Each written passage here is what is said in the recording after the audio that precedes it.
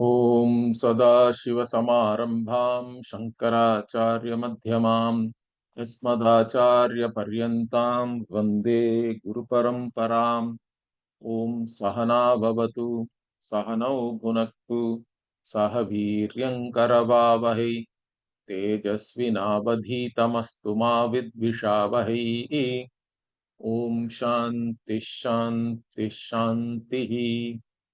ॐ परम्परस्याः प्रकृतेरनादिम् एकं निविष्टं बहुधा गुहासु सर्वालयं सर्वचराचरस्थं त्वामिव विष्णुं शरणं प्रपद्ये। आत्माम्बुराशौ निखिलोऽपि लोकः मग्नोऽपि नाचामति नेक्षते च आश्चर्यमेतन् मृगतृष्णिकाभे भवाम्बुराशौ रमते मृषैव।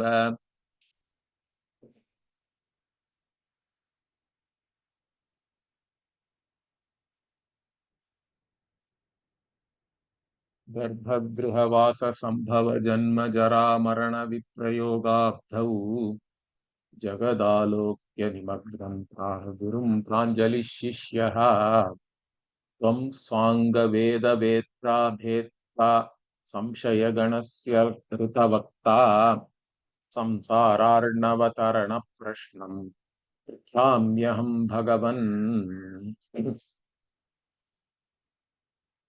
So we saw up to this point where the Shishya is asking the Guru. So all our Vedantic teachings, if you see, they are all in the form of a conversation, or we call it samvada. Okay. So Bhagavad Gita is a samvada. That's why at the end of each chapter also we say, Iti Srimad Bhagavad Gita Su Upanishatsu Brahma Vidyayam Yoga Shastre Shri Krishna Arjuna Samvade. Krishna and Arjuna are doing samvada there.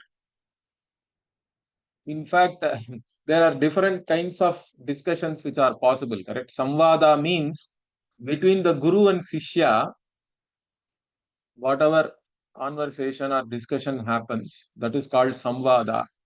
Because here, the primary objective of the discussion is to communicate the truth to the Shishya. Okay.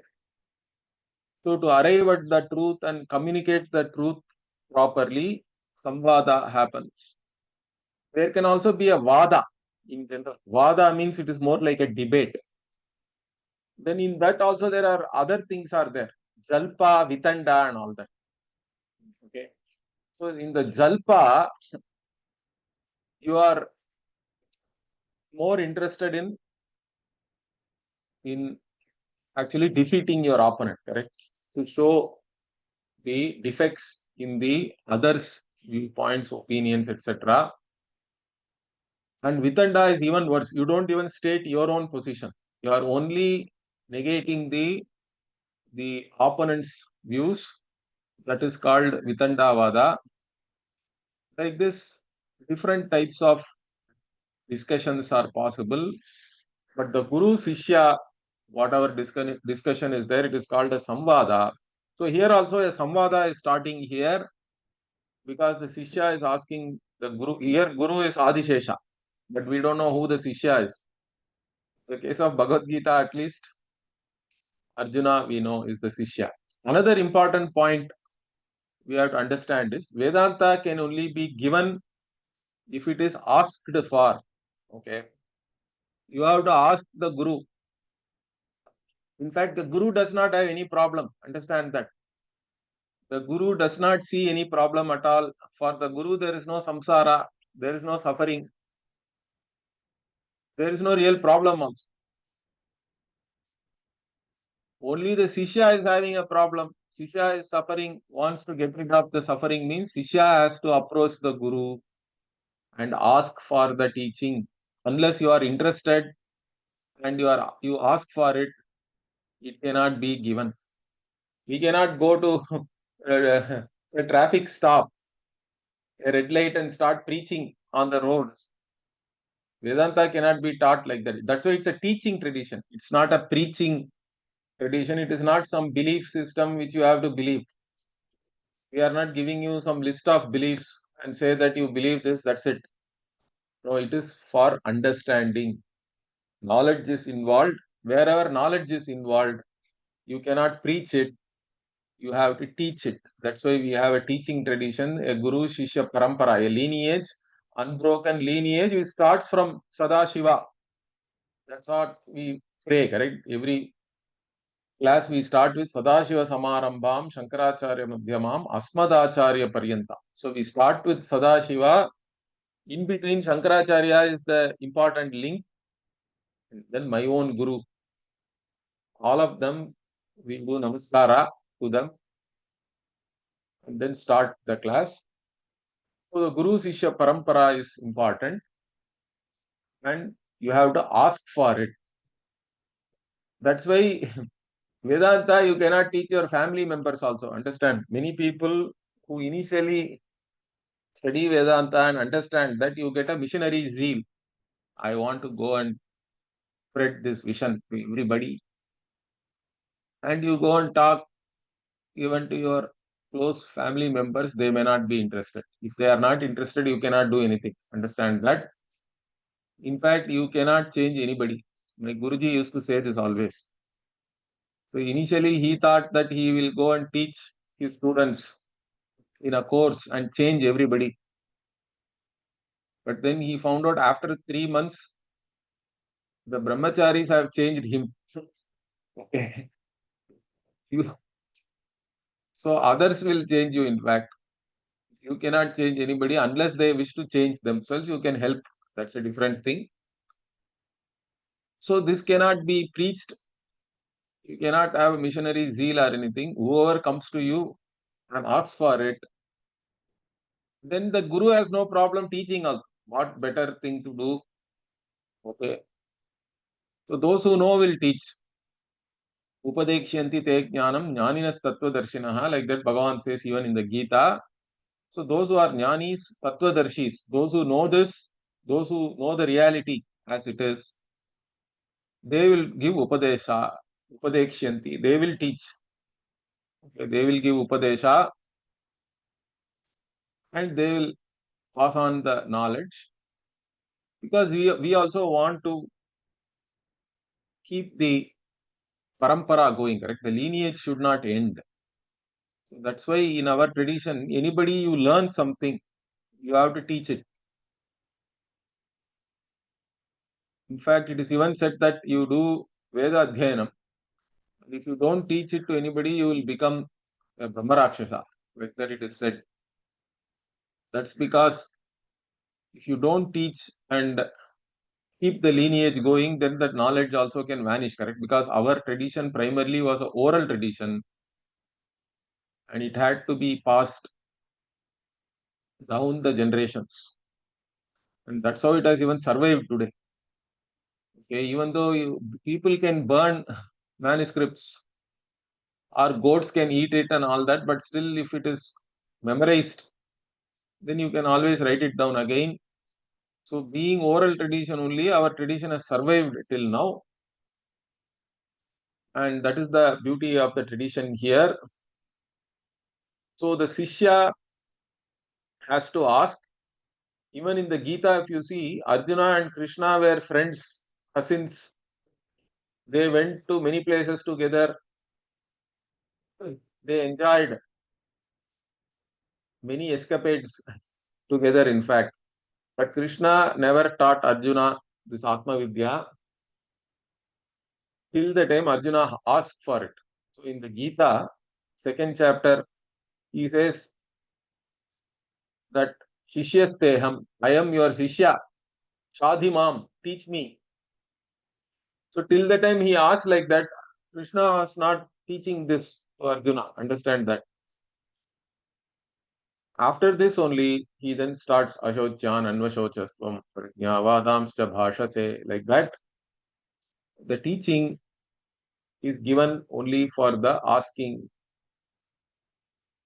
So in the case of Nowadays, online class and all, people, at least you have signed up for the class. So the assumption is you want to learn this. Okay. So we teach. And again, what are we teaching? What is the subject matter? See, unless you have a certain understanding of your fundamental problem, Vedanta will not work. And here the Sishya is showing that he or she has the understanding of the fundamental problem. Okay. So that we saw the first two verse. Already the Sishya is describing the life of an individual Jiva. The life of an individual starts with Garbhavasa. You are there in a womb and then you are born. Then you grow, you become an adolescent. Okay, metamorphosis is there. Then you are young, then you grow old, then you have all this vyadhi, etc. Then you die. And even while living, you want to attain so many things, but whatever you gain, whatever you associate with, all that also you have to dissociate. Even during your lifetime only, you lose many things.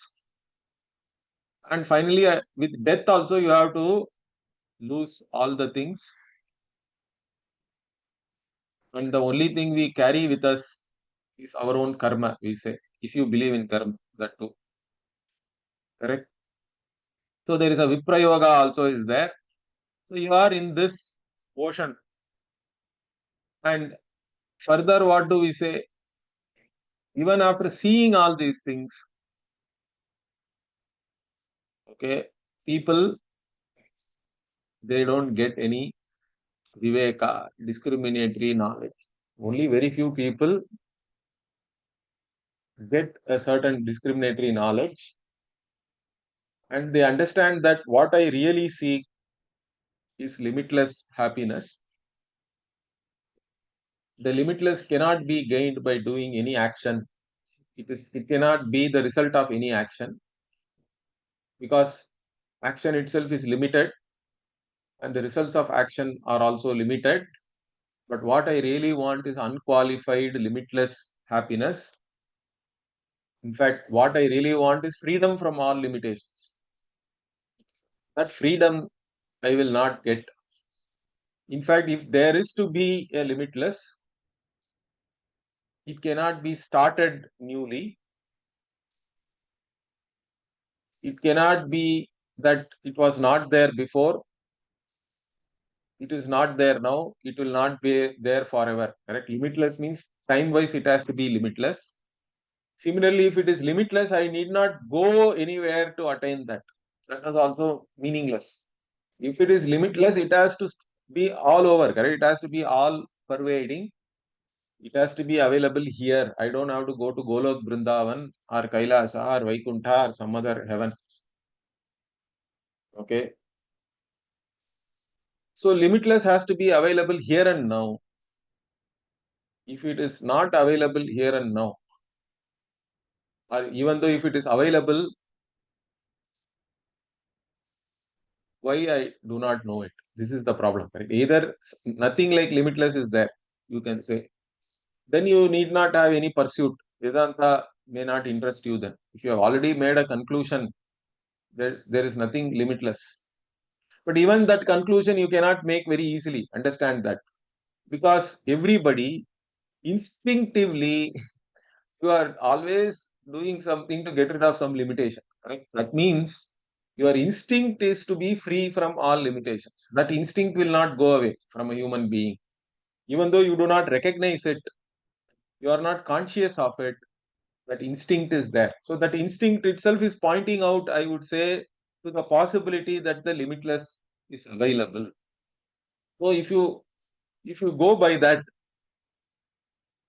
then you can understand that even though the limitless is available and instinctively I am seeking for it, then why do I not Get it? Why do I not understand it? Why do I not know it? Means then it becomes a problem of ignorance. Understand that my fundamental problem is a problem of self non-acceptance. But the self non-acceptance itself is born out of self ignorance. So once you understand that the problem is one of ignorance, the solution cannot be action. The solution is not doing something. It is knowledge alone can be the solution, because knowledge alone is opposed to ignorance. Doing karma will not remove the ignorance. But knowledge, you have to seek knowledge.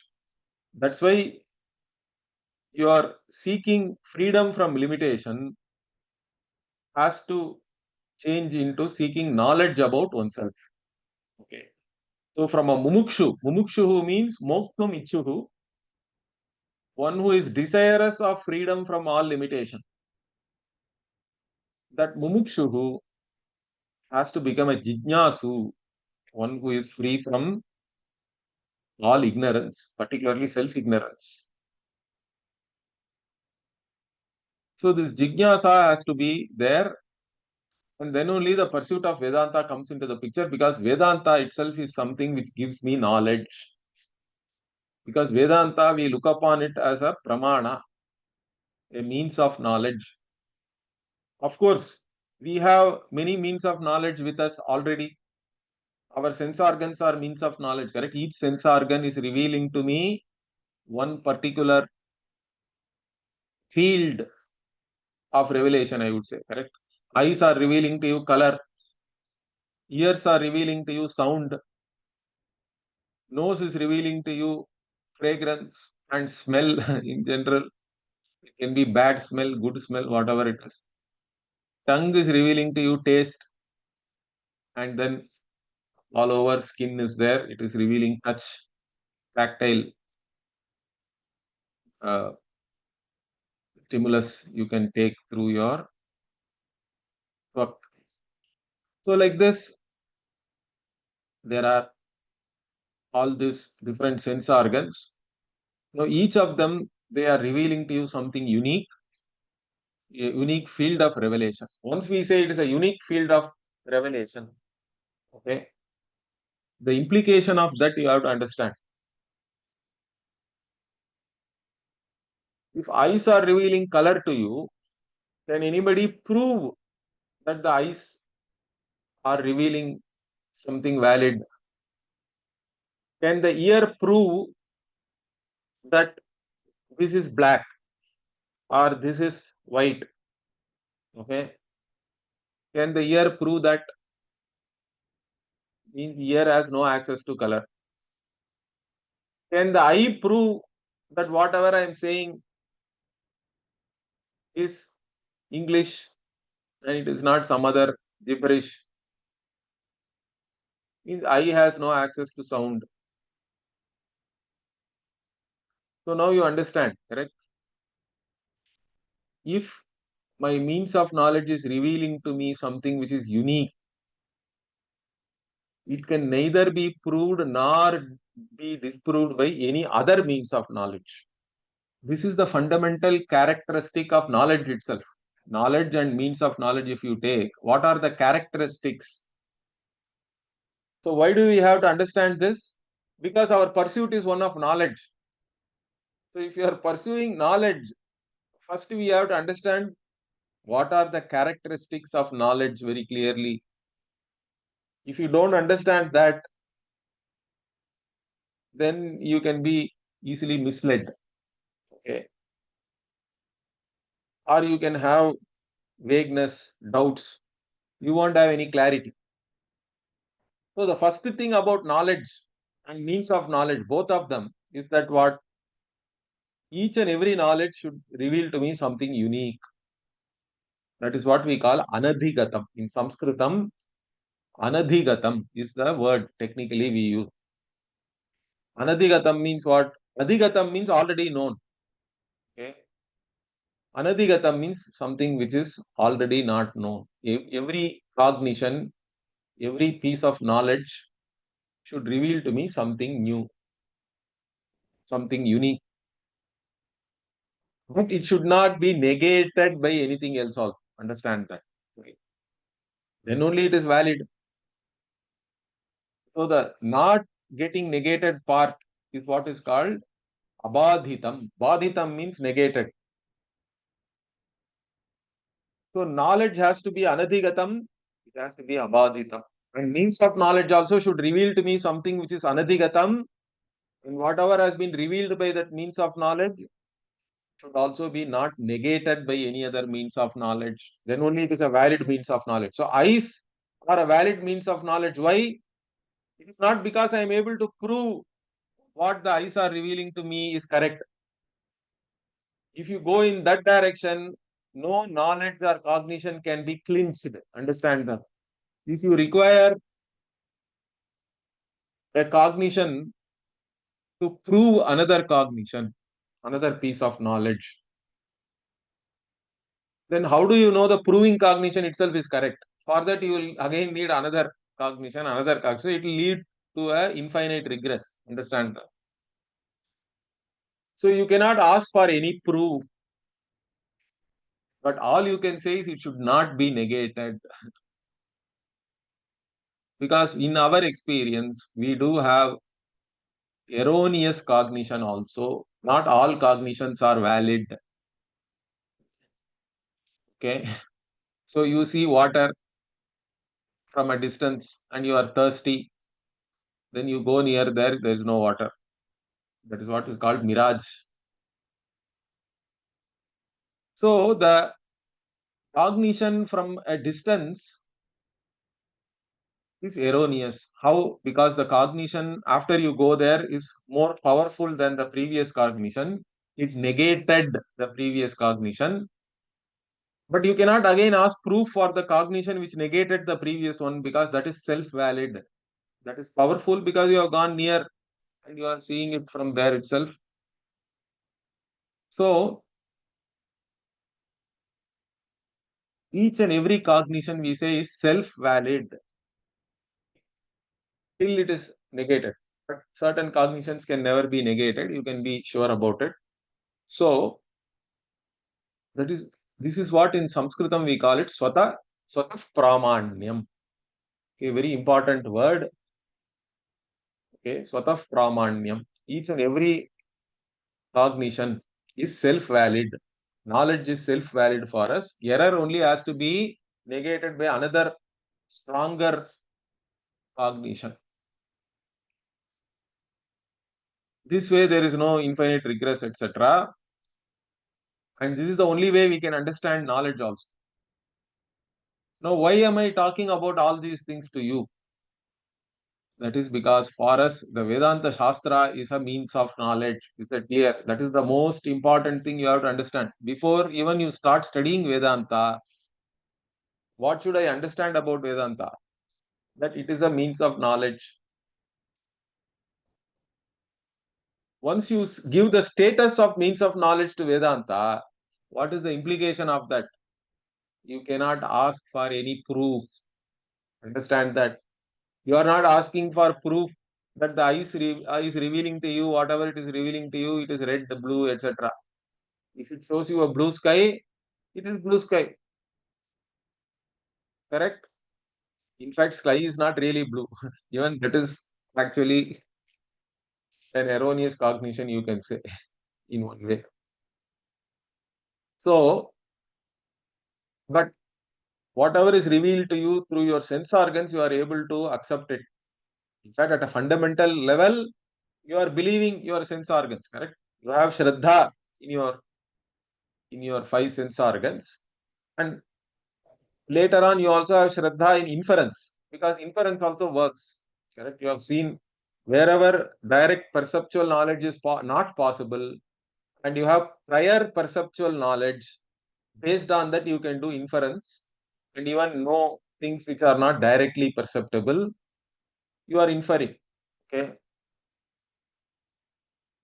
In fact, the entire scientific knowledge, the objective knowledge in the world, most of it, whatever we have, it is all perception and inference, correct? It is all perception and inference. In fact, we have enhanced perception nowadays because we have microscope, telescope and all that. So enhanced perception, enhanced or sophisticated inference also we can do now. The logic, the mathematical logic is there. Different kinds of algorithms are there. Even artificial intelligence has come now. Okay. So the pattern recognition, etc., we can do much better. Big data we can handle. Okay. In fact, our rishis also have handled big data, I think. Otherwise, how can anybody write a Paninian Sutra? The entire natural language you have codified into some nearly 4,000 sutras and rules, etc.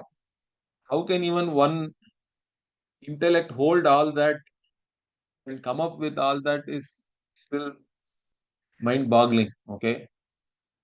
But anyway, we are able to do that, let us say. So science is only perception and inference. Why I am saying this is, many people have a wrong notion that the Vedanta, Veda, etc. have to be scientific. Only if it is scientifically proven, it is valid. This kind of misconceptions are there. In fact, Vedanta should not be scientific. Understand that. Then only it is useful. If Vedanta, Shastra is scientific, why should I study that? I will rather study science, correct? I don't have to go to a Veda Patashala. Rather, I will go to some IIT, IAC, etc. and study. And also, it doesn't make sense because once you understand knowledge is anadigatam, abadhitam. And if you say that whatever Veda is revealing to you as a means of knowledge is valid knowledge, it also has to have the same characteristic, correct? It has to be anadigatam, abadhitam. That's all it can have. Means Veda has to reveal to me a unique field of knowledge, unique field of revelation it should have. Once it is a unique field, it can neither be proved nor it can be disproved by any other means of knowledge. That means it cannot be scientific. You cannot even ask for a proof. If you are asking for a proof, then you have not understood the nature of knowledge itself, the characteristics of knowledge and means of knowledge. You have not understood. That's why you are thinking like that. So this is a very important thing I want to make you understand, because our whole pursuit is one of knowledge. So please understand the characteristics of knowledge and the means of knowledge, and the status of giving the means of knowledge to Vedanta, Guru Vakya, is what is called Shraddha. Understand that. Shraddha is not some blind belief, faith, etc. Shraddha is understanding that the Shastra is a pramana. Pramana buddhi in Guru and Shastra Vakya is Shraddha for us. And Shraddha itself is only that initially you have to give the benefit of the doubt to the teacher. Even though you don't understand something, you don't question the Guru. You question your own understanding and try to understand it better. Then you have Shraddha. And Shraddhavan labate jnanam also it is said. In the Gita also it is said. So Shraddha is a very important thing. You should have Shraddha. Then only you can gain knowledge. If you don't even have Shraddha, then you won't take the Shastra as a pramana. You can reject and go away. In fact, Shastra doesn't lose anything. Guru also does not lose anything. It is your loss.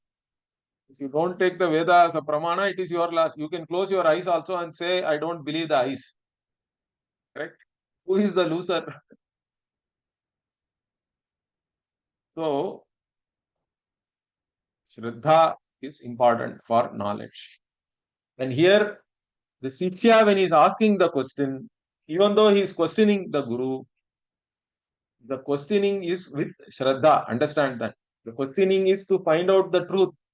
It is not to not to test the teacher or anything. Of course, before even you go to a Guru, You should also have some discrimination in that. You cannot accept everybody as a guru. Guru also has to have some lakshana, correct? That's why we say Shrotriyam, Brahmanishtham. Like that, Shastra itself says. Sa Guru Meva Abhigachet, Shrotriyam Brahmanishtham. Upanishad is saying, you go to a Shrotriya, Brahmanishta Guru. Shrotriya means Guru should have had a Guru. Then only that Guru is proper. Understand that. Anybody who's like Swayambhu, apne aap cannot be a Guru. Because you should have studied the Shastra from your Guru. Then only you will know the methodology of teaching also. It's very important. And not only you have studied, but you have to have a life, you have to live a life which is dedicated to that knowledge, correct? That knowledge has to be available all the time to the one who has that knowledge. Then you are established in that knowledge. So the one who is enjoying the results of that knowledge, that person is the Brahmanishtha. And you have to go and learn from such a person. Of course, how do you know about such a person means again Ishvara's grace is required for all these things. Okay. But already I am ignorant. Am I even really qualified to judge my guru means? But to some extent you should have Viveka. A guru cannot be somebody who is manipulating you. Understand that. Our guru cannot himself or herself be psychologically insecure. An insecure person cannot be a Brahmanishta. Understand that. Brahmanishta means there is no fear, there is no insecurity. Nabibheti kutaschaneti. There is no cause of fear for the Guru. So Guru cannot be somebody who is insecure and who is trying to manipulate you and all that. Then you have to be have like your guards have to be still there. So certain level you have to also be careful, but in general you have to go to a guru, at least who has studied from another guru. That is why the parampara is very important. And guru also has to teach only based on the shastra. Okay. Shastra is the pramana. Shastra you cannot access yourself. Guru is also required. So through the guru, you learn the shastra. So that is what is important. That's why all our shastra, you see that particularly Vedanta Shastra, it is always a samvada between Guru and Shishya. Even in many Upanishads also it is there. Bhagavad Gita, of course, I told you. You take Brihadaranyaka Upanishad, Yajnavalkya is teaching Maitreyi, his wife. Yajnavalkya is teaching Janaka. Ajatashatru is teaching, a king is teaching a Brahmana, Balaki. Or even Mundaka Upanishad, you take there also, in fact, there starting from Brahmaji, the Guru Parampara also is said there. Okay. So Atharvana, Angirasa, etc. And in fact, in Brihadaranyaka, one whole Brahmana or chapter is not chapter, but section is dedicated to only show the Guru Shishya Parampara, who all learnt from whom, etc. So that is a very important thing for us. So you go and ask this Guru, so what does this Shishya want? So he is showing some understanding about the fundamental problem I told you, because he is talking about life in general for an individual. And that person is not satisfied with that life. And then he goes to the Guru, and the Guru himself, here also the Guru's characteristics are said, correct? Sangha Veda means the Guru himself has studied the Shastra properly. And Rita Vakta, one who is teaching the truth, and one who is able to dispel all doubts of the Shishyas. And to such a Guru, the Shishya is saying, Samsara Arnava Prashnam Prichami, means I am asking you the question where I want to cross this ocean of samsara, about that My question is about the samsara arnava tarana. It is about crossing this ocean of life of becoming. That I am asking you, hey Bhagavan. So Bhagavan word also I told you, I will tell you the meaning, correct? Bhagavan is a very interesting word. In fact, it is there in almost all Indian languages. And Bhagavad Gita also is the same thing, correct? This Bhagavan's Gita is Bhagavad Gita. And Bhagavan Uvacha, like that only it will be there. If you if you read the Bhagavad Gita, whenever Krishna talks, there it is said that Bhagavan Uvacha, Urdhva Mulamadashakam, Ashwatham Prahuravyayam, like that. Whatever is the chapter, it is Arjuna Uvacha, Bhagavan Uvacha, like that. Bhagavan said, who is this Bhagavan? The interesting thing is in Bhagavad Gita, Shankaracharya has written a commentary. He did not say anything about the word Bhagavan for a long time. Then suddenly in the third chapter, I think around some 36 verse or something, one Bhagavan Uvacha comes there. Okay. There, Shankaracharya suddenly he gives the meaning of this Bhagavan. So, Shankaracharya there he quotes the Vishnu Purana. There is a Vishnu Purana shloka is there where this Bhagavan is talked about. Okay. So who is this Bhagavan? Means one who has Bhaga is Bhagavan. Correct? This kind of a word formation we all understand. Because you all know Dhanavan. Dhanavan means whom? One who has Dhanam. Wealth is Dhanavan. Balavan means whom? One who has Balam is Balavan. Correct? One who has strength, power. Similarly, Bhagavan means one who has Bhaga. What is this Bhaga? In fact, Bhaga also is there in almost all languages. Even though you may not use it in the form Bhaga, Tamil also we use Bhagya. And most other languages we use Bhagya. Bhagya, the word comes from Bhaga only. Okay? It is my Bhagya. Means Bhaga or Bhagya also in one way it means wealth only. Okay? Or some good fortune and all that. Correct? But the word Bhaga in the Vishnu Purana is given a specific meaning. Okay. What is that? Sixfold qualities put together is called Bhaga. What are those sixfold qualities? Aishwaryasya samagrasya वीर्यस्य यशश्रियः ज्ञान वैराग्ययोश्चैव षण्णां भग इतीरणा. So the sixfold qualities, Aishwarya means you can say overlordship. Ishwarasya bhavaha Aishwarya. Ishwaraha means a master, overlord, one who is setting the rules. Okay, he is Ishwaraha. In fact, all of us live within the order of Ishvara, correct? Everything is an order in the world. There is an order. There is a physical order, chemical order, biological order, physiological order, psychological order, like that. Everything is an order. Unless there is an order, you cannot even study it.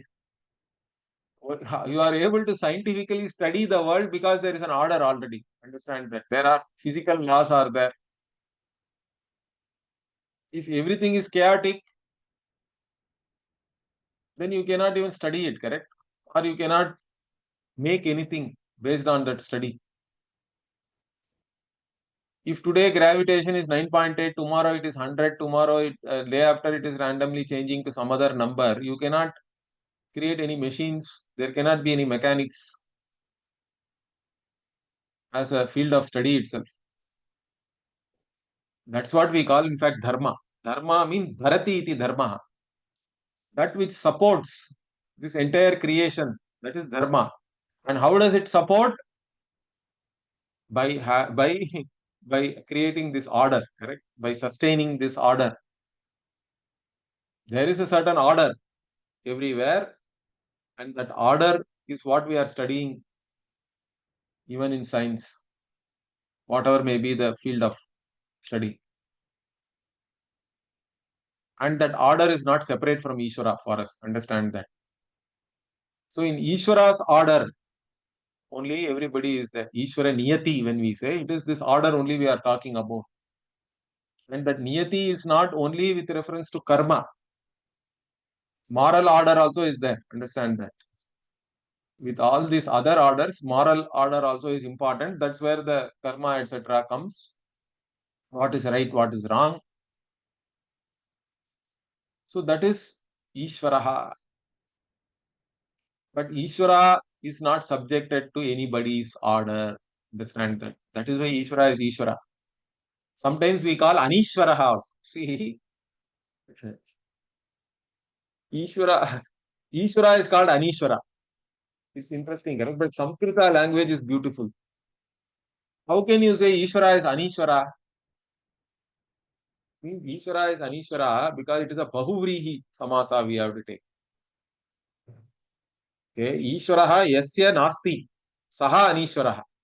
For whom there is no Ishvara, that person is Anishvara. In fact, that person is the real Ishvara.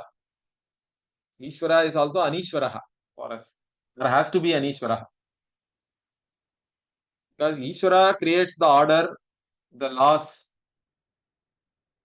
under which everybody is operating. But Ishvara himself is not subjected to any laws. Ishvara transcends all laws. That is the Ishvaratvam. So Aishwaryasya Samagrasya, we say that's why. Samagraha means complete Aishwarya. We also have some overlordship, correct? You can have overlordship over an insect. Even that is sometimes a problem. Mosquitoes, you don't have any overlordship, but let us say an ant is going, it is under your feet literally, and you have whatever your capability to do anything with that ant. But if an elephant comes, you don't have any overlordship over that. So we have this Aishwarya, but Alpa Aishwarya. But Ishvara has Samagra Aishwarya. Samagra means complete, total, without lacking anything. Purna. Purna Aishwarya. So the Samagrasya, you have to add everywhere here. Aishwaryasya, Samagrasya, Viryasya, then one who has total power, all power. We also have some power, small power. We have small power, Ishvara has all power. Then Yashaha also, fame. So all that, anything which is glorious here is Ishvara's glory only. Understand that. Even though with our small ego we think that we have achieved something, in reality everything is given to you. Right when you are born, the entire atmosphere is given, earth is given, water is given, food is given, caregivers are given, parents are given, teachers are given for you to learn. So everything is given, but you refuse to recognize the giver because you have your own ego and all that. But still, whether you recognize or not, the giver is there. And all the glory belongs to that giver. That's why Samagra Yashas also is Ishvara's only. That's why we have a chapter in Bhagavad Gita, Vibhuti Yoga, where Bhagavan keeps on pointing out that whatever is best in any category, understand that it is me. And finally, he says there is no end to my glories. This is only an indicatory list so that you can do upasana on Ishvara by contemplating on the glories of Ishvara. You also have some glory, we have to say. Everybody has some, at least you are known within your family and friend circle and all that, correct? Or nowadays you have a, in Facebook also and social media also, you have a friend circle nowadays. So you are known to some 100 people, 200 people, which is good. Okay. But Ishvara Samagra Yashas. Then Shri also. All resources are Ishvara's resource. Ishvara has no resource problem, resource constraint. We have to always work with constraints. Any design you make, there are always constraints are there, correct? Anybody who has designed something, you will know. So There is a time constraint, cost constraint, quality constraint, everything is constrained. Within that only you have to work. But Ishvara has no constraints. Samagra Shrihi. All resources are Ishvara's only. Then Jnana also. We have only little bit Jnana. The more we know what we don't know also. That keeps on increasing. Even scientists are saying we only know 3% of the universe because 97% is what they call dark matter, dark energy and all that. So the observable universe is only so much. We are not able to explain the other things. So our knowledge is very limited.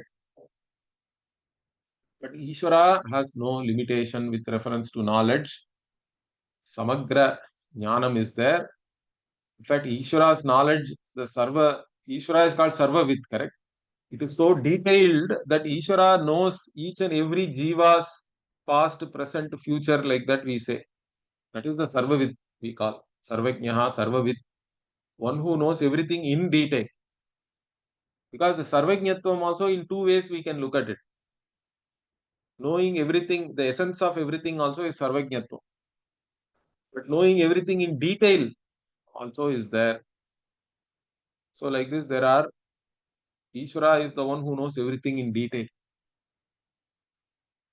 Okay. Finally, what? Jnana Vairagya we say. Very, very important thing. Because Ishvara, if he is having all these things, can he be lacking anything? Means Ishvara does not lack anything. Vairagya means, what does it point out? Points out that Ishvara does not lack anything. Purnaha, complete in all respects. That's why Ishvara doesn't have anything to lose, nor anything to gain. In fact, in the Gita also Bhagavan says this, correct? Name parthasti kartavyam trishu lokeshu kinchana nanavaptam avaptavyam varta evacha karmani, he says. In all three lokas, I don't have anything to be done. I don't have anything to gain. Avaptavyam, nothing is there to be gained. Anavaptavyam means to be gotten rid of, also nothing is there. For only for limited people, due to your own lacking and wanting, you want to gain something or you want to get rid of something, correct? That points out to your limitedness, your lackingness, your wanting, etc. Wanting nature. But Ishvara cannot be like that. Ishvara is Purnaha always. That's why Dakshinamurti is always Yuva, young, correct? Chitram Vatataror Mule Vriddha Shisha Gurur Yuva. So Guru is Yuva. That is the Vichitra. All Shishyas are very old. Jivas are all old because you have taken so many lives. So many times you have taken birth, undergone death, again taking birth and all that. Old. Jiva is old. Guru, Ishvara is always young, ever young, because Ishvara is established in the Atma Tattva, which is always Ananda Swarupa. That means it is always young. It never gets old. So like that, Ishvara does not lack anything. Ishvara does not have to give up anything or gain anything. In Tamil also it is said beautifully. In Tirukural, Tiruvallur says, Vendudal Vendamai Ilan. Like that, beautifully he says. That is the Vairagya.